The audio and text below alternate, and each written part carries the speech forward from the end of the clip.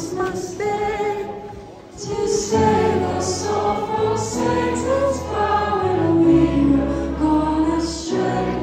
Oh, tidings of comfort and joy, comfort and joy.